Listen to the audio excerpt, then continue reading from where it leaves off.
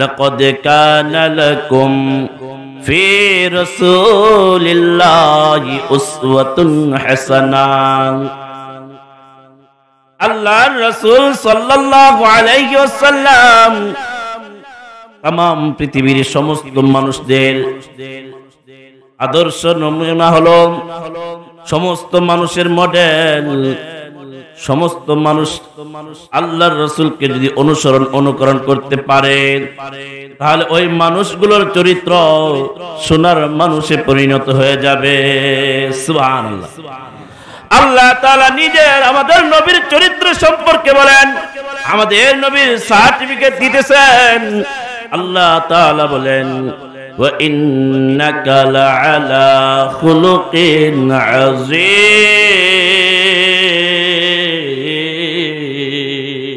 আল্লাহু আকবার। নিশ্চয় আপনি মহান চরিত্রের অধিকারী। আল্লাহ তাআলা নিজে তার বন্ধুর চরিত্রের সার্টিফিকেট দিচ্ছেন। রাসূল সরকার দু আলম নবী বলেন, আরবাউন উ'তিয়াহুন্না ফাকাদ উ'তিয়া খায়রাদ দুনিয়া ওয়া মা ফিহা।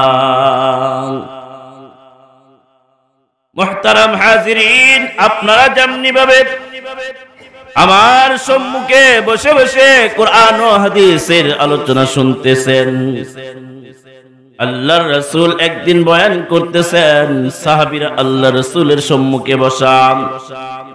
আল্লাহর রাসূল ডাক দিয়া বলেন, ও আমার সাহাবীরা, এমন চারটা জিনিস আছে, আল্লাহর কোন বান্দা যদি আল্লাহর কাছ থেকে এই চারটা জিনিস দোয়া চেয়ে আল্লাহর কাছ থেকে দোয়া করে নিতে পারে, অর্জন করতে পারে, তাহলে দুনিয়া আখিরাতের মধ্যে যত দামি জিনিস আছে তার চাইতে দামি জিনিস ওই বান্দাটা পেয়ে যায়। সুবহানাল্লাহ।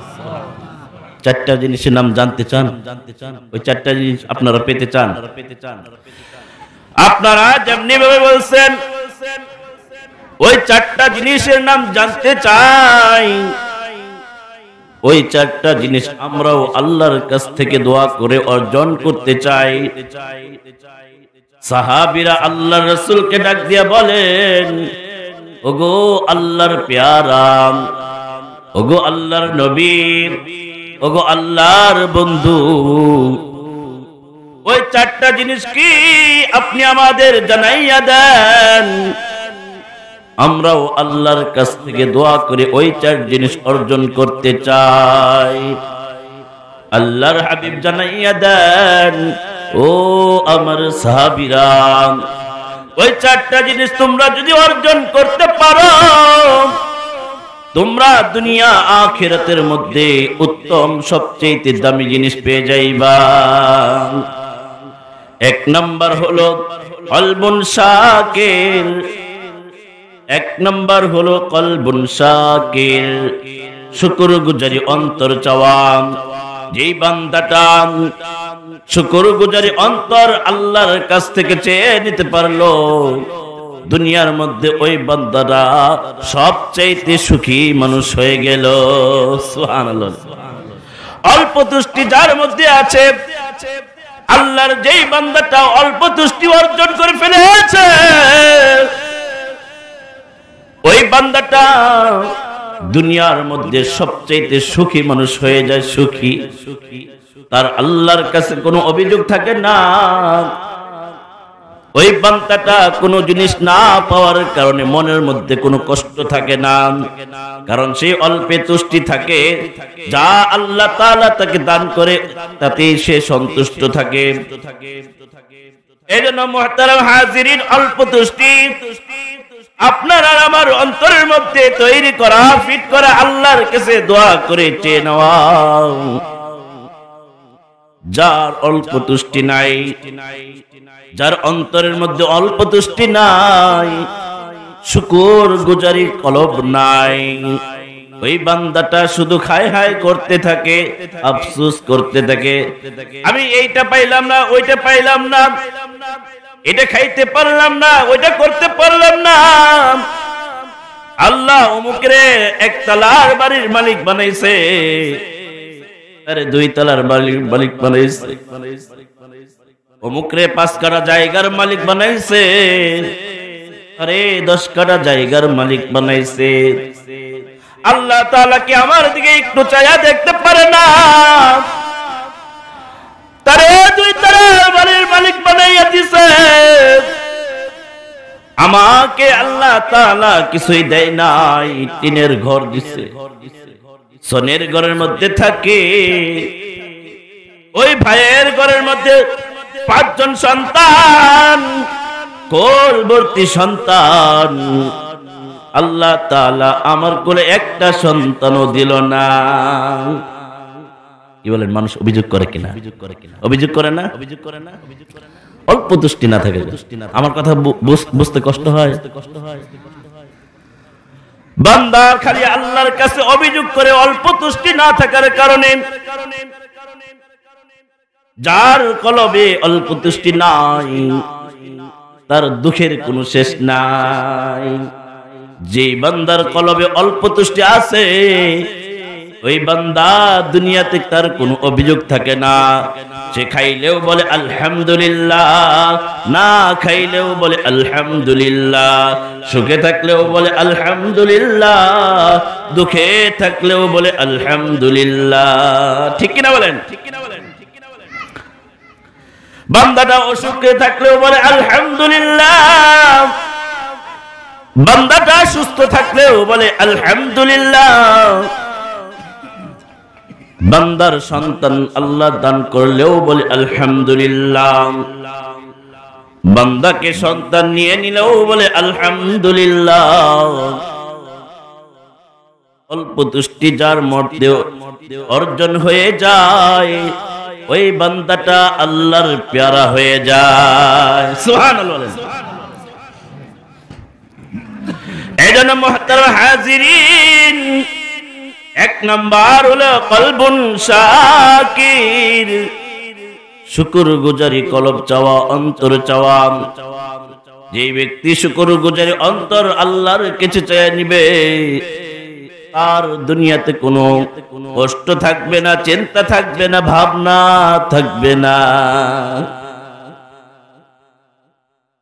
আর যদি শুকরগুজারি না থাকে, খাইলাম না খাইলাম না, আলহামদুলিল্লাহ কথাটা আবার আল্লাহর কাছে এত প্রিয়, এত প্রিয়। বান্দা যখন নিয়ামত ভক্ষণ করার পর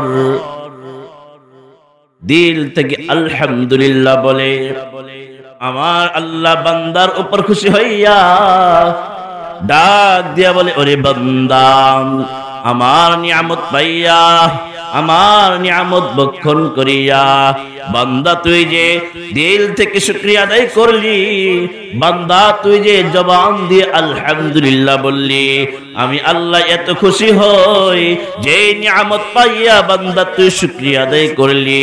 কাল হাশরের ময়দানে আমি আল্লাহ তাআলা ওই নিয়ামতের হিসাব তোর কাছ থেকে নিব না। সুবহানাল্লাহ।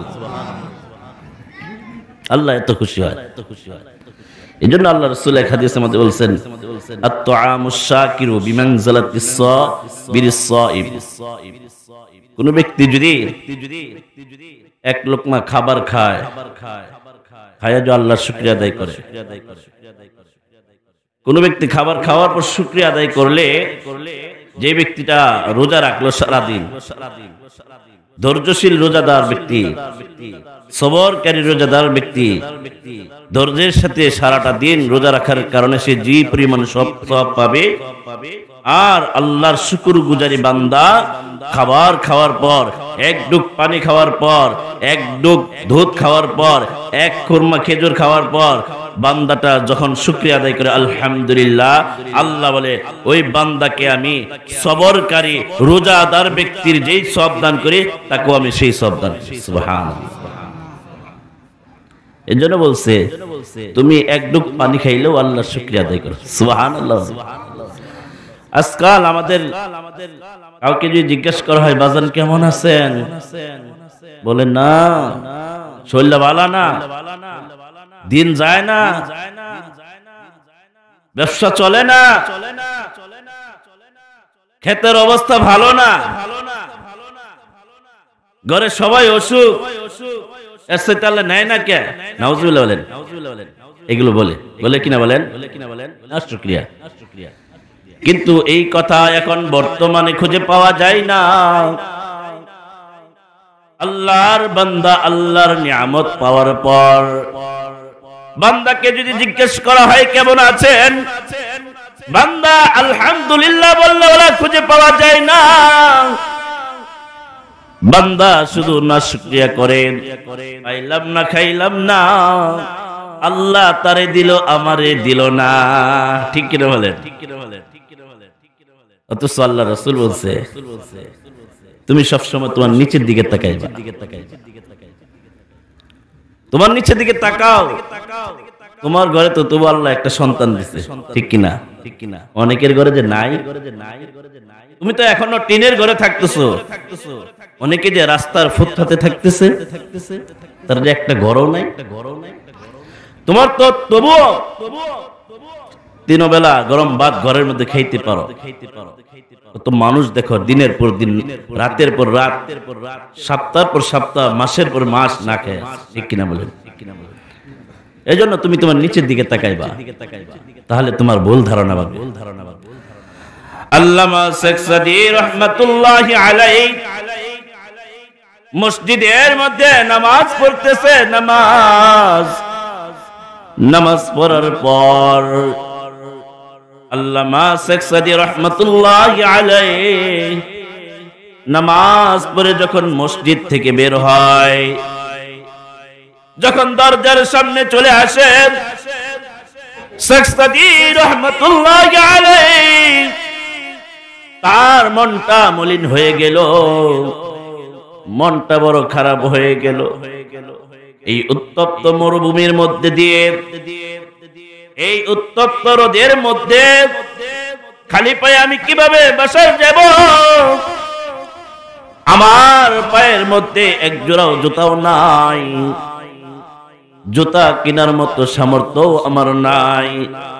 আল্লাহ তাআলা আমাকে এমন বানাইছেন, এক জোড়া জুতা কেনার মতো সামর্থ্য আমার নাই। শেখ সাদী রাহমাতুল্লাহি আলাইহি মনে মনে অভিযোগ, হায় হায়, এক জোড়া জুতা কেনার মতো সামর্থ্য আমার নাই। আল্লাহ তাআলা আমাকে এত গরিব বানাইছেন, আমাকে খালি পায়ে মসজিদ থেকে বের হইতে হবে। মনে মনে আল্লাহর উপর অভিযোগ করে করে শেখ সাদী রাহমাতুল্লাহি আলাইহি মসজিদ থেকে বের হয়ে রাস্তা দিয়ে যখন হেঁটে যায়, কিছুক্ষণ হাঁটার পর শেখ সাদী রাহমাতুল্লাহি আলাইহি দেখলেন পথের মধ্যে, রাস্তার মধ্যে একজন ভিক্ষুক ভিক্ষা চাইতেছে। শেখ সাদী রাহমাতুল্লাহি আলাইহি ভালো করে খেয়াল করে শুনেন, এদিক সেদিক মন দিবেন না। শেখ সাদী রাহমাতুল্লাহি আলাইহি ওই ভিক্ষুকের দিকে তাকাইয়া দেখলেন, যেই ভিক্ষুক ভিক্ষা করে ওই ভিক্ষুকের একটা পাও নাই, এক পাও নাই। ওই ভিক্ষুকটা ভিক্ষুক করতেছে, ভিক্ষা করে। শেখ সাদী রাহমাতুল্লাহি আলাইহি ওই ভিক্ষুককে দেখার পর তার মধ্যে অনুশোচনা আসলো, সে তার ভুল বুঝতে পারলো। দৌড়ায় আবার ব্যাক করে মসজিদের দিকে দৌড়ায় যায়, আল্লাহর কদমে সিজদায় লুটিয়ে পড়ে আর হাউমাউ করে কাঁদে, বলে আল্লাহ আমার জুতার দরকার নাই, আমি জুতা চাই না। ওগো আল্লাহ, তুমি আমার দুইটা পাও এখন ভালো রাখছো, আমার দুইটা পাও এখনো তুমি সবল রাখছো, সুস্থ রাখছো। আমি তোমার কাছে এই জন্য শুকরিয়া আদায় করি, আমার জুতার দরকার নাই, আমাকে তো তুমি ভিক্ষুকের মতো একটা পাও নষ্ট করে দাও না, এই জন্য তোমার কাছে শুকরিয়া আদায় করি। ওগো আল্লাহ, আমার জুতার দরকার নাই। সুবহানাল্লাহ বলেন। এই জন্য শুকরিয়া আদায় করে বাজার, শুকরিয়া। রংপুর এক মাহফিলে গেছিলাম, যাওয়ার পরে এখানে প্রায় আমি 6-7 বছর ধরে যাই। এই বছরও গেছি, গত মাসে 28 তারিখে। একজন লোক, রংপুরে কিন্তু অনেক শীত, প্রচন্ড শীত, চাদর মুড়ি দিয়ে পুরো শরীর ঢাইগা আমি বয়ান করব এমন সময় উঠে আসছে। প্রত্যেক বছর যাই তো আমরা চিনে সবাই, চাদর মুড়ি দিয়ে আসছে, আইসা এক হাত দিয়ে আমার সাথে মুসাফা করতেছে। আমি ভাবলাম গ্রামগঞ্জের মানুষ হয়তোবা মুসাফার আদব জানে। কানের সামনে বললাম, বাবা এক হাত দিয়ে মুসাফা করলেন। মুরব্বিটা হাওমাও করে কেঁদে দিচ্ছে। আমি বললাম, বাবা অন্যায় করে ফেলছি বলে আপনি কাঁদতেছেন কেন? আমি এই কথা বলার পর ওই মুরব্বি হাওমাও করে কেঁদে দিল। মুরব্বি চোখের পানি আর রাখতে পারলো না, ডাক দিয়া বলে, হুজুর গত বছরও আপনার সাথে 2 হাত দিয়ে আমি মুসাফা করেছি, এই 2 হাত দিয়ে আপনার হাত আমি ধরেছি, কিন্তু এই বছর আপনার সাথে 2 হাত দিয়ে মুসাফা করতে পারি নাই, কারণ রোড অ্যাক্সিডেন্টে একটা হাত আল্লাহ নিয়ে গেছে। একটা হাত আমার নষ্ট হয়ে যাওয়ার কারণে এই বছর 2 হাত দিয়ে আপনার সাথে মুসাফা করতে পারি নাই। শুকরিয়া ওই মাওলার, যে মাওলা এক হাত নেওয়ার পরেও আরেকটা হাত সুস্থ রাখছেন, যার কারণে ওই হাত দিয়ে আপনার সাথে মুসাফা করতেছি। সুবহানাল্লাহ বলেন। আল্লাহ তো ইচ্ছা করলে পারতো দুটো হাত আমার অচল করে দিতে, ঠিক কিনা বলেন? এই জন্য মুহতারাম হাজির, শুকরিয়া আদায় করুন। মিরপুর 13 নম্বর এক মাদ্রাসায় আমি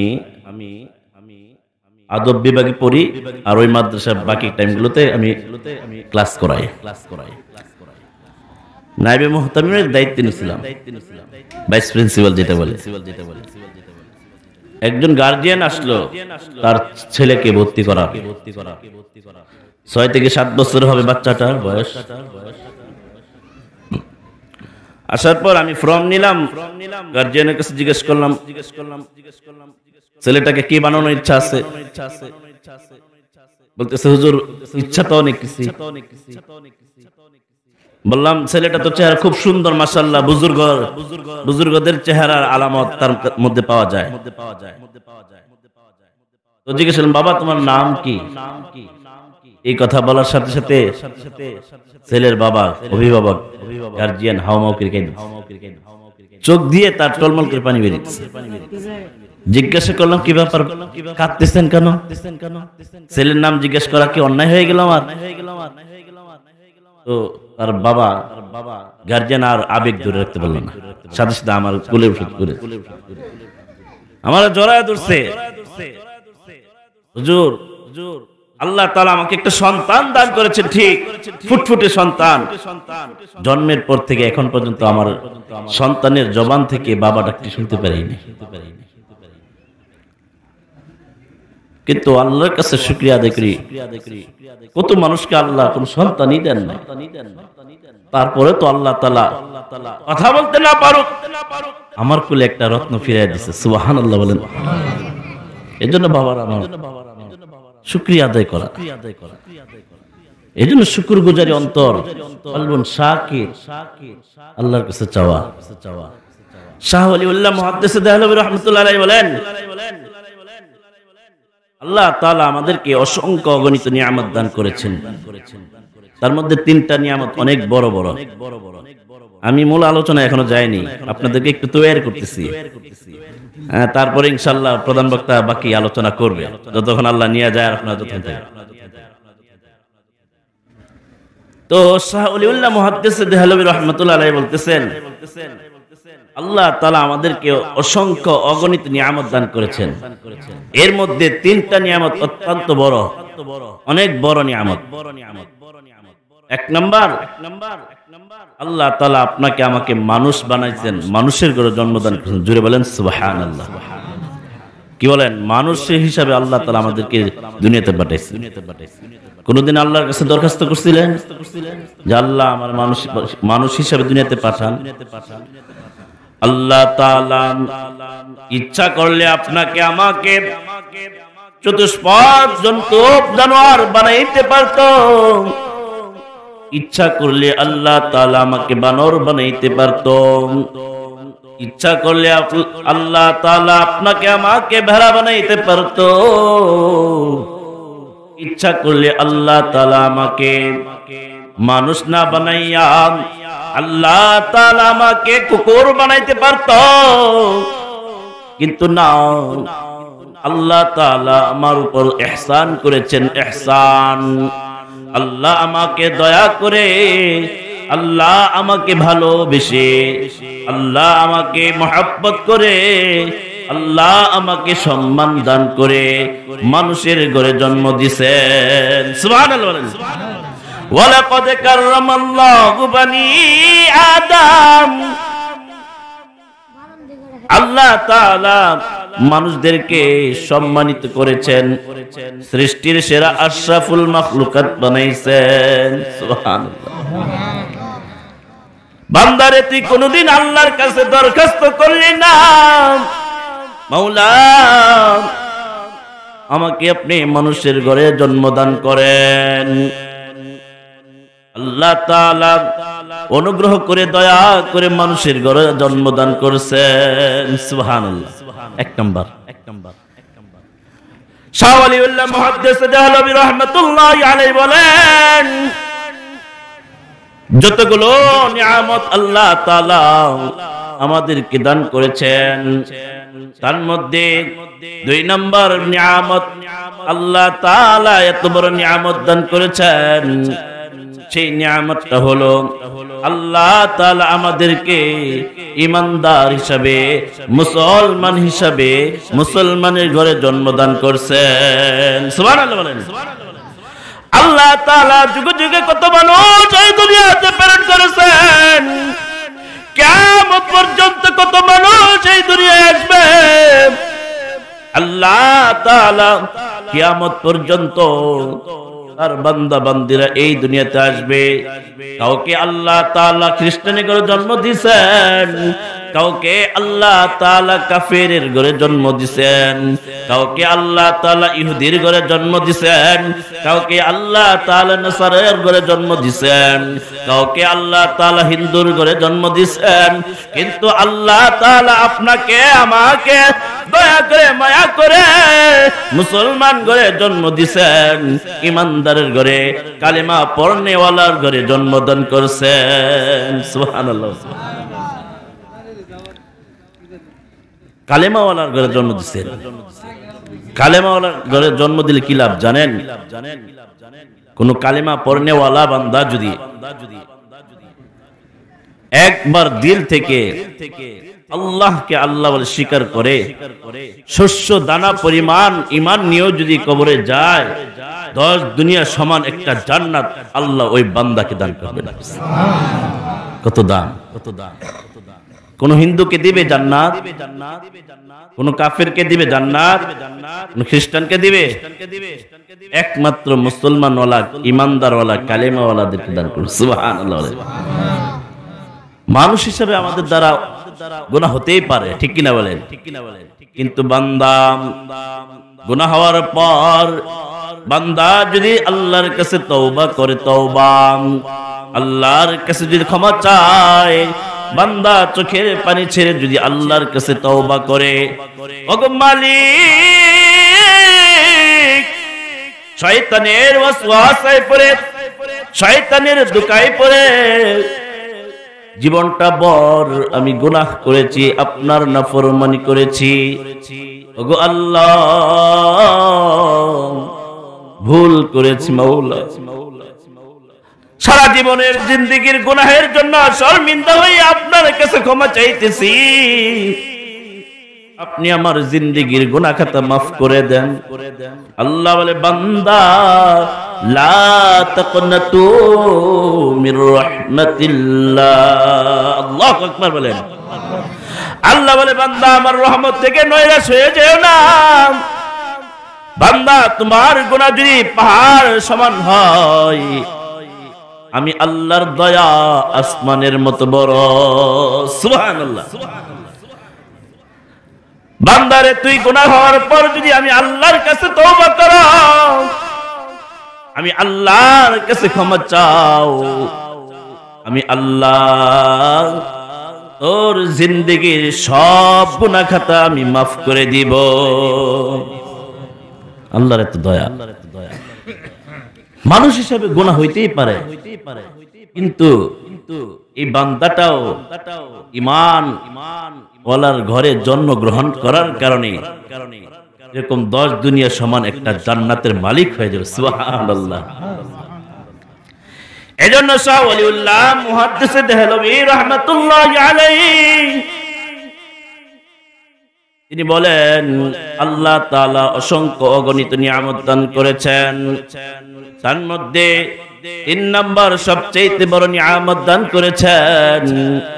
আল্লাহ তাআলা যুগে যুগে কত নবী রাসূল পাঠাইছেন, 6 লক্ষ নবী রাসূল আল্লাহ তাআলা পাঠাইছেন।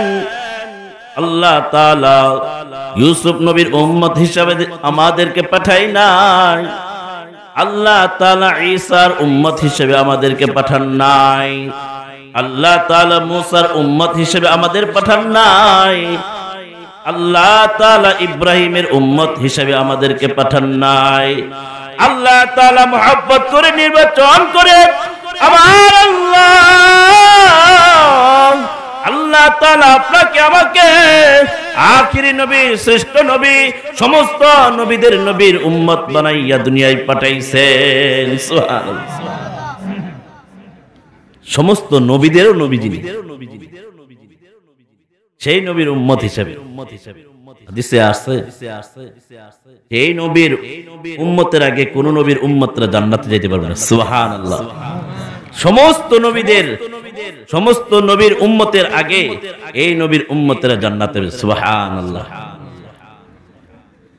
তাহলে এই 3টা বড় নিয়ামত কি ছোট ছোট না বড় বড়? এই নিয়ামতগুলো কি ছোট না বড়? আসতে বলে, ছোট না বড়? এই নিয়ামতগুলো পাই আপনারা খুশি না বেজার? জোরে বলেন, খুশি না বেজার?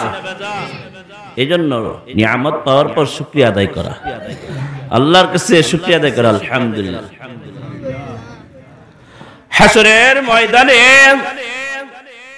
আল্লাহ পাক রব্বুল আলামিন সমস্ত নবী রাসূলদেরকে জান্নাতের সার্টিফিকেট দান করবেন, জান্নাতের টিকিট হাতে ধরাইয়া দিবেন, আর বলবে, ও আমার নবী রাসূলরা, যাও যাও যাও, রেজওয়ান নামক ফেরেশতার কাছে এই টিকিট ধরাইয়া দাও, ধরাইয়া দিয়ে তোমরা আমার জান্নাতের মেহমান হইয়া যাও।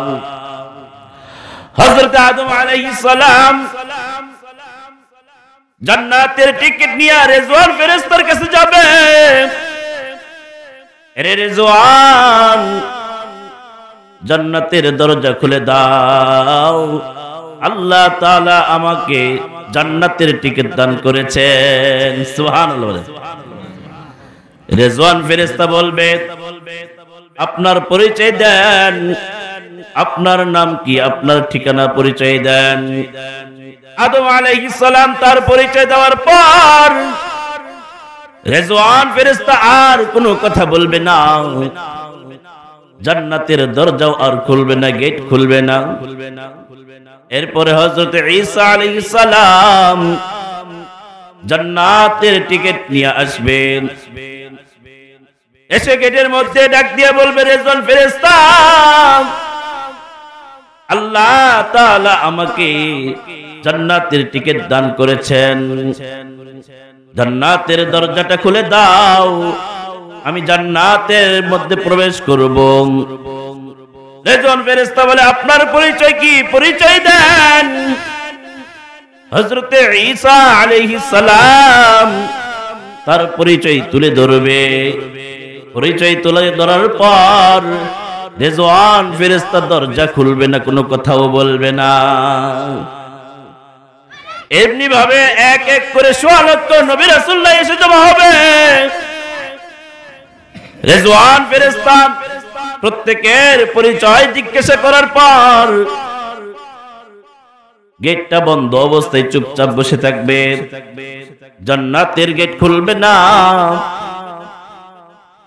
সমস্ত নবী রাসূলরা বলবেন, এ রেজওয়ান ফেরেশতা, এক এক করে ১৬ লক্ষ নবী রাসূলরা তাদের পরিচয়গুলো দিল, তুই একবারের জন্য জান্নাতের গেট খুললি না।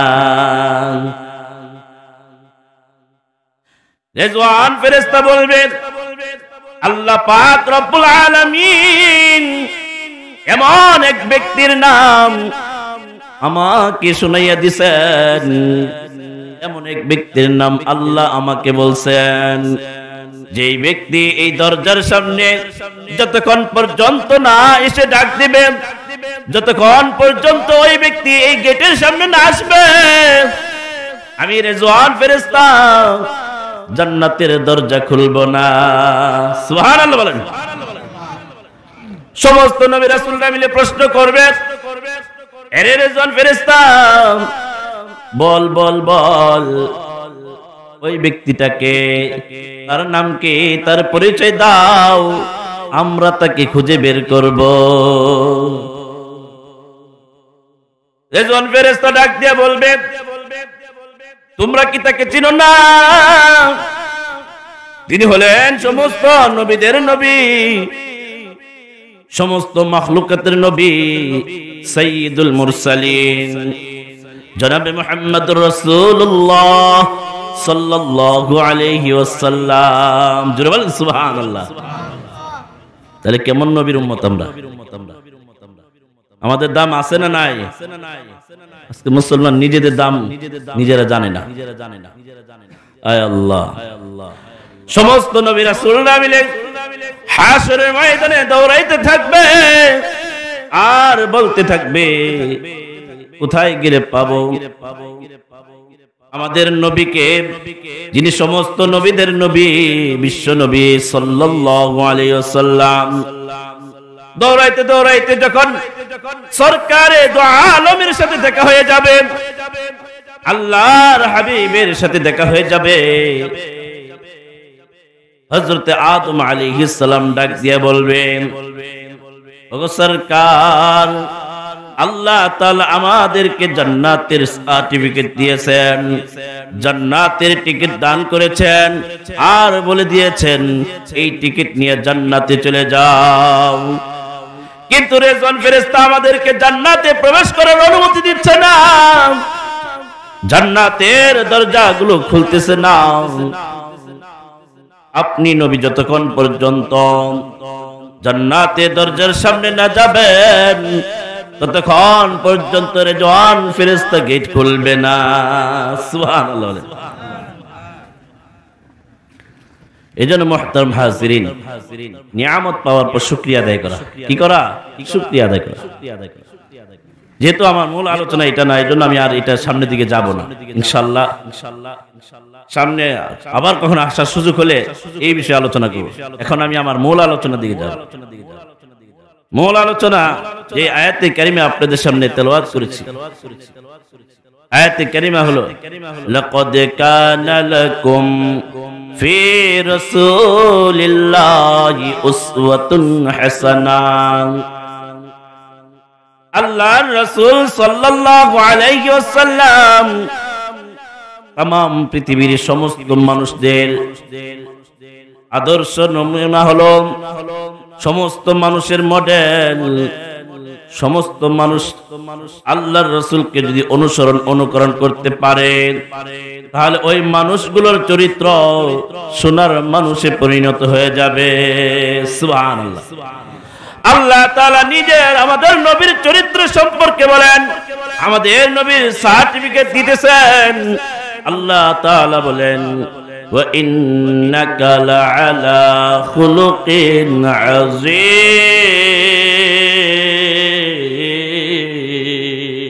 আল্লাহু আকবার। নিশ্চয় আপনি মহান চরিত্রের অধিকারী।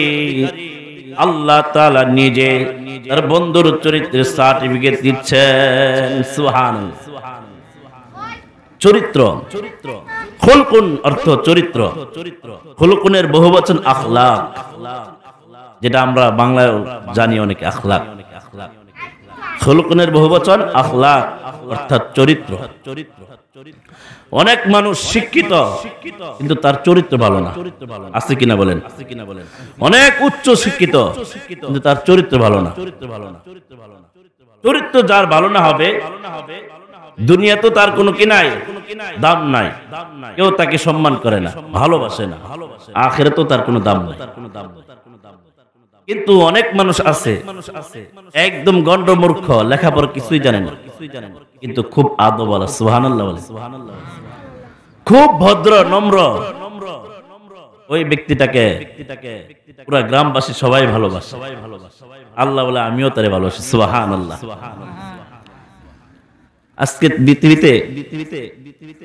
আজকের পৃথিবীতে সব কিছু আছে কিন্তু সৎ চরিত্রওয়ালা লোক পাওয়া যায় না। সুবহানাল্লাহ বলবেন না? চরিত্রওয়ালা লোক পাওয়া যায় না, ঠিক না? শিক্ষিত পাওয়া যায়, সৎ চরিত্রওয়ালা লোক পাওয়া যায় না। চাকরির ফ্যাক্টরে যদি কোনো চরিত্রওয়ালা ব্যক্তি পাওয়া যায়, নীতিবান ব্যক্তি, তাহলে ওই চাকরির মধ্যে ওই বস তাকে অনেক সম্মান করে, অনেক ভালোবাসে, তার বেতন সবার চেয়ে বাড়ায় দেয়, ঠিক কিনা বলেন? মসজিদের ইমাম সাহেব চরিত্রওয়ালা হলে, যদি ইমাম সাহেব চরিত্রওয়ালা হয়, সমস্ত মুসল্লিরা তাকে ভালোবাসে, মহাব্বত করে, সবচাইতে বেশি বেতন দিয়ে তারা রাখতে চায়, ঠিক কিনা বলেন? কারণ চরিত্রের অনেক দাম।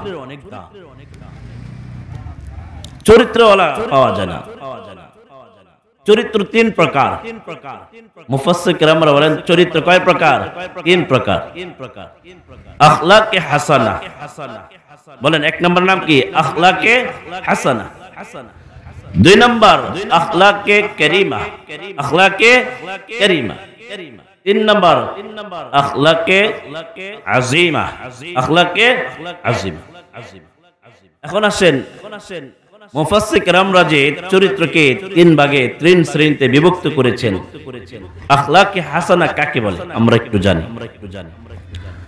আখলাকে হাসানা বলা হয় ওই চরিত্র, মনে করেন কোন ব্যক্তিকে কেউ যদি নির্যাতন করে, কষ্ট দেয়, তার সাথে জুলুম করে, অত্যাচার করে, সুযোগ পাইছে, আরে ধৈরা মায়ের দর শুরু করছে, দুই ভাই মিলে তারে একা পায়া মার দিয়া বাস প্রতিশোধ নিল। অন্যায় ভাবে ক্ষমতা দেখাইয়া অন্যের জায়গা দখল করলো। এই যে অন্যায় জুলুম নির্যাতন করলো, যেই পরিমাণ নির্যাতিত হয়েছে, যেই পরিমাণে অত্যাচারিত হয়েছে, যেই পরিমাণে কষ্ট পাইছে, ঠিক ওই পরিমাণ প্রতিশোধ নেওয়াকে বলা হয় আখলাকে হাসানা। সুবহানাল্লাহ বলেন। এটাকে কি বলা হয়? আখলাকে হাসানা। দ্বিতীয় নম্বর আখলাকে কারিমা। আখলাকে কারিমা কাকে বলে? যদি কোনো ব্যক্তি কারো দ্বারা কষ্ট পায়, অত্যাচারিত হয়, নির্যাতিত হয়, তো কষ্ট পাওয়ার পর, নির্যাতিত হওয়ার পর, যে ব্যক্তিরা কষ্ট পাইল, নির্যাতিত হইল, হওয়ার পর ওই ব্যক্তিরা তাকে প্রতিশোধ দিতে পারার মতো সময় পাইল, সুযোগ পাইল, প্রতিশোধ নেওয়ার সুযোগ পাইল, কিন্তু ওই ব্যক্তিটা তাকে প্রতিশোধ না নিয়ে ক্ষমা করে দিচ্ছে। সুবহানাল্লাহ। প্রতিশোধ নেওয়ার মতো কি পাইছে? সুযোগ পাইছে। প্রতিশোধ নেওয়ার মতো তারও শক্তি হয়েছে, কিন্তু ওই ব্যক্তিরা বলে যাক, যে আমার মুসলমান ভাই আমার উপর অন্যায় করেছে, জুলুম করেছে, আমি তাকে ক্ষমা করে দিলাম। সুবহানাল্লাহ বলেন। এটাকে বলা হয় আখলাকে কারিমা। আখলাকে, জোরে বলেন না, আখলাকে কারিমা। কিছু ওয়াজ নিজেরা শিখে যান না। সারাদিন বক্তার আওয়াজ করলো, আপনারা শুনলেন, খালি সকালবেলা জিজ্ঞেস করলো কি ওয়াজ করছে হুজুরে, কিছু আর মানে নেই, শুধু কানের মজা নিলাম। কিছু শিখে যান। আখলাক তিন প্রকার। এক নম্বর আখলাকে হাসানা, দুই নম্বর আখলাকে কারিমা, তিন নম্বর আখলাকে আজিমা। আখলাকে আজিমা কাকে বলে? কোন ব্যক্তি কারো দ্বারা নির্যাতিত হইল, কষ্ট পাইল, কষ্ট পাওয়ার পর যে ব্যক্তিটা নির্যাতিত হইল, কষ্ট পাইল, ওই ব্যক্তিটা তার কাছে প্রতিশোধ না নিয়া তার কাছে আর ক্ষমা চায়। হায় হায়, তুমি তোমার এই হাত দিয়ে আমার মারছো, মারতে গিয়ে তুমি হাতে ব্যথা পেয়েছো, তুমি আমার মাফ করে দাও। সুবহানাল্লাহ বলেন। এটা হলো আখলাকে আজিমা, সবচেয়ে উত্তম চরিত্র। এই সবচেয়ে উত্তম চরিত্রের অধিকারী ছিলেন আমাদের নবী সরকারে দু আলম, জোরে বলেন সাল্লাল্লাহু আলাইহি ওয়াসাল্লাম।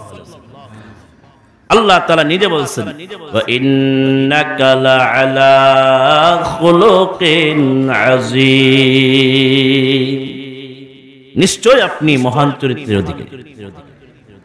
আল্লাহর রাসূল সাল্লাল্লাহু আলাইহি ওয়াসাল্লাম যখন তায়েফে কাফেরদেরকে দ্বীনের দাওয়াত দিতে গেলেন,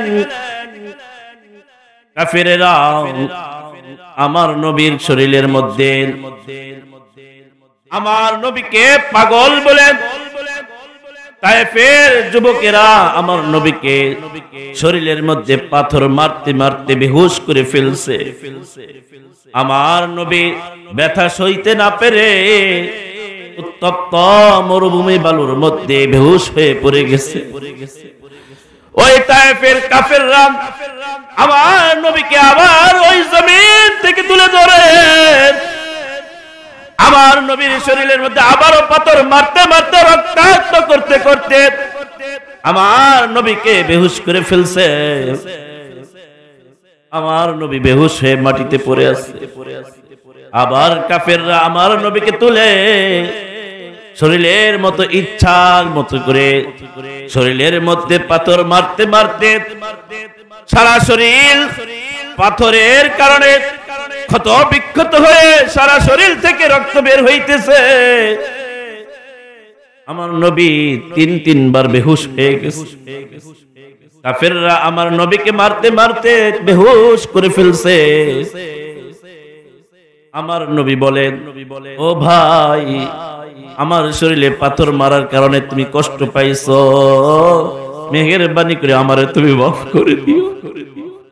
কেমন চরিত্র ছিল রে ভাই, আপনার আমার নবীর কেমন চরিত্র ছিল, কেমন নবীর উম্মত আমরা হইলাম। আজকে আমাদের চরিত্র এত খারাপ, আমাদের চরিত্র এত অধপতন হয়ে গেল। সরকারে দু আলম নবী পাথরের আঘাতের কারণে সমস্ত শরীর থেকে বৃষ্টির মতো চতুর্দিক থেকে আমার নবীর শরীর থেকে রক্ত বাইর হইতেছে। আমার নবী রক্তগুলো হাতের সাথে জোরে জোরে মালিশ করতেছে। সাহাবী ডাক দিয়ে বলে, ওগে আল্লাহর রাসূল, রক্তগুলো কেন শরীরের মধ্যে মালিশ করেন? রক্তগুলো কি শরীরে মালিশ করলে শরীরের মধ্যে প্রবেশ করবে? আপনি কেন শরীরের মধ্যে রক্ত মালিশ করতেছেন?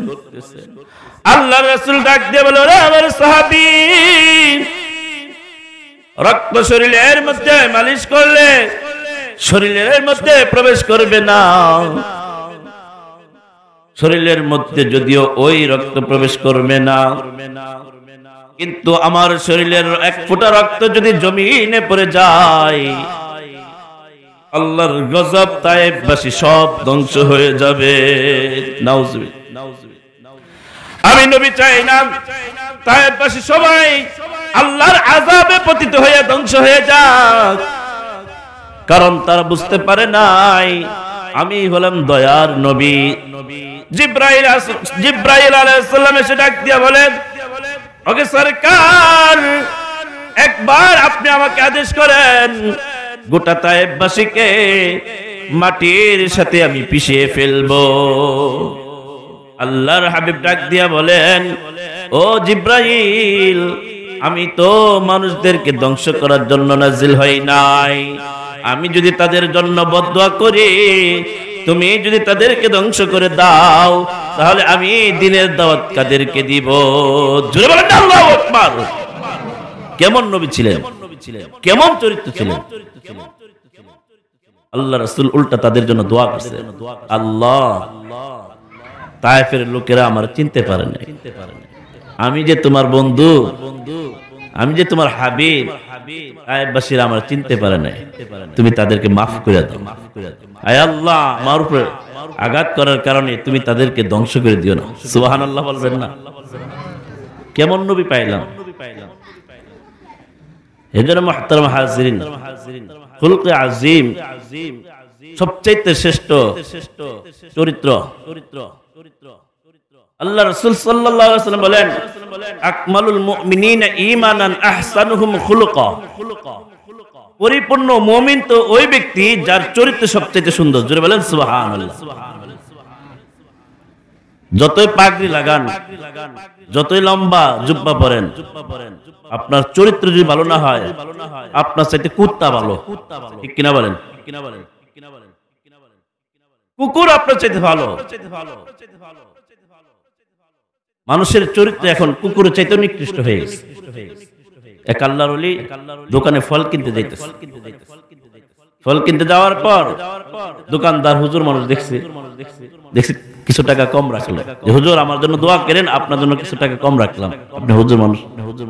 আল্লাহর ওলি বলে যে আল্লাহর বান্দা, আল্লাহ তোমাকে মানুষ বানাক। লোকটা মনে মনে কষ্ট হলো, কি ব্যাপার? হুজুরের কাছে দোয়া চাইলাম, হুজুর আমার আল্লাহ তোমার মানুষ বানাক। তাহলে আমি কি মানুষ না? হ্যাঁ, এটা কেমন দোয়া? লোকটা হুজুরকে জিজ্ঞেস করলো, হুজুর আমি কি তাহলে মানুষ না? এটা কেমন দোয়া? হুজুর বলল, বাবা তুমি আমার মসজিদে যাও, তোমার প্রশ্নের উত্তর দিয়ে দিবে। তো ওই যুবক গেছে, ফলওয়ালা দোকানদার, নামাজ পড়লো, জুমার নামাজ পড়ার পর হুজুরকে বলল, হুজুর আমার প্রশ্নের উত্তরটা। তাহলে আমি কি মানুষ না? আল্লাহর ওলি রুমের মধ্যে ওই যুবককে নিয়ে আর পাগড়িটা খুলে যুবকের মাথার মধ্যে পরায় দিচ্ছে। দেওয়ার সাথে সাথে যুবক আল্লাহু আকবার বলে চিৎকার দিয়ে মাটিতে বেহুশ হয়ে গেছে। সুবহানাল্লাহ বলেন। জ্ঞান ফেরার পর জিজ্ঞাসা করলো, কি ব্যাপার, তুমি বেহুশ হয়ে গেলা কেন? বলে, হুজুর আল্লাহর কসম করে বলতেছি, জিনিয়া চালায়, যখন আমি আপনার পাগড়িটা পরলাম, পরার পর আমি দেখলাম তাকাইয়া যে আমার চোখের সামনে দিয়া শত শত হাজার হাজার হিংস্র জানোয়ার, শুকুরের মতো চেহারা, এই সমস্ত মানুষ হাইটে যাইতেছে। মাঝে মাঝে এক একটা মানুষ দেখা যায়, আর সব জন্তু জানোয়ার যাইতেছে। যদিও সামনে দিয়ে দেখা যায় রক্তে গুস্তে মানুষ, এইগুলো সুরত প্রকৃতপক্ষে দেখা যায় এক একটা জানোয়ার হয়ে গেছে। আউযুবিল্লাহ বলেন, বেহুশ হয়ে গেছে। এজন্য মুহতারাম হাজিরিন, উত্তম চরিত্র যার মধ্যে আছে সে প্রকৃতপক্ষে পরিপূর্ণ মুসলমান, পরিপূর্ণ ঈমানদার। ইন্নাল আবদা লা ইয়াবলুগু মিন সুই খুলকি দারাজাতান ফি জাহান্নাম। ইন্নাল আবদা লা ইয়াবলুগু মিন সুই খুলকান আসফালা দারাজাতান ফি জাহান্নাম। আল্লাহর রাসূল বলেন, নিশ্চয় যেই বান্দা সৎ চরিত্র অর্জন করতে পারলো না, খারাপ চরিত্র নিয়ে জীবনটা পার করে দিল, ওই খারাপ চরিত্র তাকে টেনে জাহান্নামের সর্বস্তরে নিয়ে পৌঁছায় দিবে। নাউজুবিল্লাহ। জাহান্নামের সর্বোচ্চ স্তর, মানে সর্বনিম্ন যেটা আমরা বলি, সবচেয়ে ভয়ঙ্কর জাহান্নাম যেটা। এদের মুহতারাম হাজিরিন, চরিত্র সংশোধন করা দরকার। দাড়ি মুছ রাইখা ব্যবসা করে ওইরা বলে, আমি হাজী সাহেব, আমি কি আপনার কম দিতে পারি? কিন্তু 100 গ্রাম ঠকায় দিচ্ছে। কাপড়ের দাম 250 টাকা, হুজুর আপনার জন্য মাত্র 400 টাকা। অন্য কেউ হইলে আরো বাড়া দিত, মানে হুজুর মানুষ। এই যে চরিত্র, মানুষের চরিত্র। হাজী সাহেব হইয়া নিজের আপন বাইরে ঠকাইতেছে। চরিত্র। এই জন্য শিক্ষক হইয়া নিজের ছাত্রী নিয়ে বলা যায় চরিত্র, হাই চরিত্র। মুসলমান হইয়া অশ্লীল গান সিনেমা দেখে, নগ্ন মেয়েদের ডান্স দেখে, ওয়াজ মাহফিল আসে না। মুসলমানদের চরিত্র, এই মুসলমানদের চরিত্রের কারণে, চরিত্রের অধপতনের কারণে সারা বিশ্বে আজকে মুসলমানরা নির্যাতিত, সারা বিশ্বের মুসলমানরা আজকে মার খাচ্ছে। ঠিক কিনা বলেন? একমাত্র কারণ মুসলমানদের চরিত্র নষ্ট হয়ে গেছে। মুসলমান তাদের আদর্শ থেকে দূরে সরে গেছে। মুসলমানের বাচ্চা হইয়া হিন্দুদের পূজায় যায়। ঠিক কিনা বলেন? কথা না আমি মনে হয় বানায় বলতেছি। মুসলমানের বাচ্চা হইয়া হিন্দুদের পূজা যায়। ঠিক কিনা বলেন? ঠিক বলে জোরে বলেন ঠিক কিনা? ভয় পাইতেছেন আপনারা? কেউ জেলেও নিবেন আপনাদেরকে, একটু জোরে বললেন। তাহলে মুসলমানদের চরিত্র কোথায় গেল? হিন্দুরা ঠিকই সপ্তাহে সপ্তাহে তার মূর্তিকে পূজা দেয়, মুসলমান তার মসজিদ, আল্লাহর ঘর মসজিদ, তার মালিকের ঘর, ওইখানে যায় না সপ্তাহে একদিন। তার প্রভুর সাথে সাক্ষাৎ করে না। মুসলমানের চরিত্র, মুসলমান হইয়া দিনের পর দিন, রাতের পর রাত সুদের সাথে জড়িত। মুসলমান হইয়া ঘুষ খায়, মুসলমান হইয়া অশ্লীল বেহায়াপনা দিনের পর দিন করতেছে, মুসলমান হইয়া ব্যাপারটা করতেছে, মুসলমান হইয়া নর্তকী নাচ দেখতেছে, নর্তকী ভাড়া করতেছে, মুসলমান হইয়া সুদ খাইতেছে, ঘুষ খাইতেছে, মুসলমানের বাচ্চা হইয়া হারামের সাথে সম্পৃক্ত থাকতেছে। ঠিক কিনা বলেন? মুসলমান হইয়া বেঈমান হয়ে মারা যাচ্ছে, ঈমান হারায়, নামাজ ছেড়ে দিয়েছে মুসলমান। এজন্য মুহতারাম হাজির আখলাক, হযরত হুসাইন আহমদ মাদানী রাহমাতুল্লাহি আলাইহি কোথাও যাচ্ছিলেন, রাস্তার মধ্যে দেখলেন একটা ব্রাহ্মণ বাথরুমে যাবে।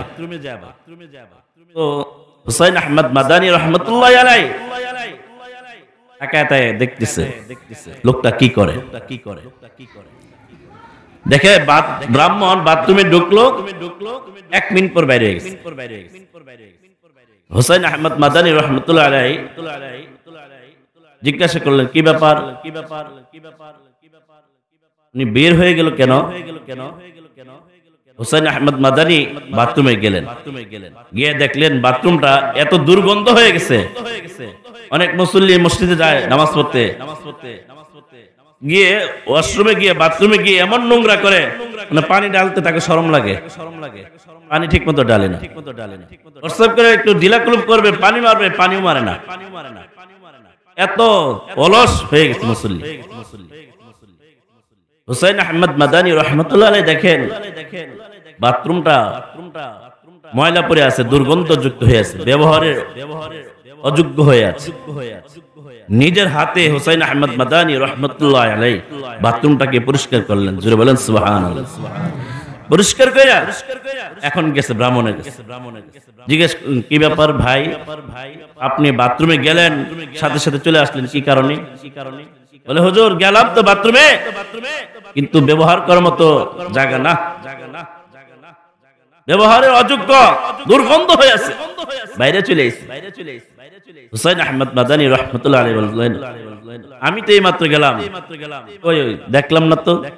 আপনি যান, গিয়ে দেখেন নাই, ময়লা নাই। ওই ব্যক্তি হুসাইন আহমদ মাদানীকে চিনতেন যে উনি অনেক বড় আলেম, উনি কখনো মিথ্যা বলবেন না। হুসাইন আহমদ মাদানীর কথা শুনে দৌড়ায় গেছেন বাথরুমে, গিয়ে দেখেন মাশাআল্লাহ খুব সুন্দর চাকচিক করতেছে, কোথাও কোনো ময়লা নাই, কোনো দুর্গন্ধ নাই। বেচারা সুন্দর করে আরাম মতো সে জরুরত পুরা করলো। পুরা করার পর সে যখন বের হলো ভাবতেছে হায় হায়, কিছুক্ষণ আগে আমি দেখলাম দুর্গন্ধ, ময়লা, এখন পরিষ্কার হয়ে গেছে। কে পরিষ্কার করলো এই 1 মিনিটের মধ্যে? তখন সে বুঝতে পারলো এটা আর কেউ না, হুসাইন আহমদ মাদানী রাহমাতুল্লাহি আলাইহির কাছে। জোরে বলেন সুবহানাল্লাহ। ব্রাহ্মণ ভাবতেছে হায় হায়, এত বড় একজন মহান ব্যক্তি, জামানার বড় আলেম, এত বড় বুজুর্গ, আমার মতো সাধারণ ব্রাহ্মণের জন্য নিজের হাতে বাথরুম পরিষ্কার করছে, তাহলে তারা কেমন মুসলমান? ব্রাহ্মণ বাড়িতে গিয়া নিজের পরিবারকে ডাক দিয়ে বলতেছে, আমার পরিবারের লোকজন চল সবাই। কোথায়? হোসেন আহমদ মাদানির কাছে। কেন? এখনই আমরা সবাই মুসলমান হয়ে যাব। সুবহানাল্লাহ। যে মুসলমানের চরিত্র এত সুন্দর। ও ভাই, মুসলমানের চরিত্র দেখে কাফেররা মুসলমান হয়েছে। ইসলামের প্রতি মানুষেরা এরকম মিছিল নিয়ে লক্ষ লক্ষ হাজার হাজার কাফের মুসলমান হয়েছে চরিত্র দেখা।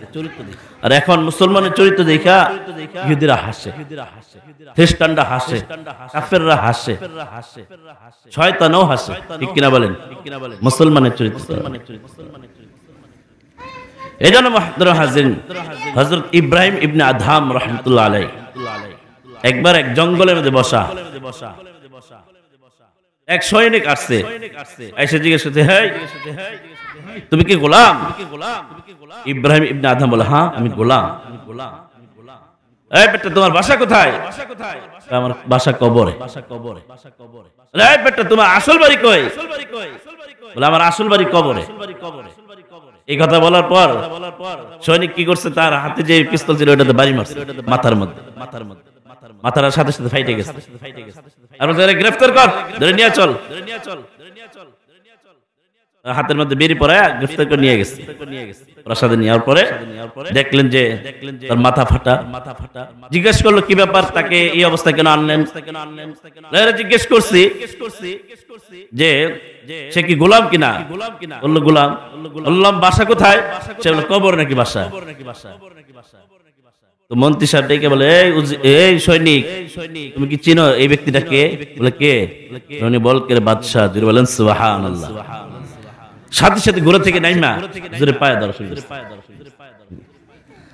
পায়ে ধরা শুরু করছে, হুজুর আমি চিনতে পারি। লোকজন জিজ্ঞেস করলো, হুজুর আপনি কেন পরিচয় গোপন করলেন? পরিচয় দিলেন না কেন? বললো আমি তো পরিচয় দিলামই। আমাকে সে জিজ্ঞেস করছে তুমি গোলাম কিনা? আমি তো মাওলার গোলাম। জোরে বলেন সুবহানাল্লাহ। আমার বাড়ি জিজ্ঞেস করছে, বাসা কোথায়? আমার বাসা তো কবর। সুবহানাল্লাহ বলবেন না? মুসলমানদের বাসা কোথায়? ঠিকানা কোথায়? ইহা হাম সব মুসাফির হায়, কবর আখির ঠিকানা। ইহা হাম সব মুসাফির হায়, কবর আখির ঠিকানা। कोई आगे रवाना है, कोई पीछे रवाना। এই দুনিয়াটা মুসাফির খানা, এই দুনিয়াটা ক্ষণিকের জায়গা।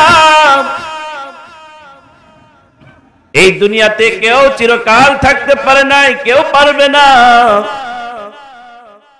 কত শক্তিশালী ক্ষমতাধর ফেরাউন চলে গেছে, নমরুদ চলে গেছে, কারুন চলে গেছে, সাদ্দাত চলে গেছে। তুমি যত বড় ক্ষমতাশালী শক্তিশালী হও না কেন, তুমি যত বড় এমপি মন্ত্রী হও না কেন,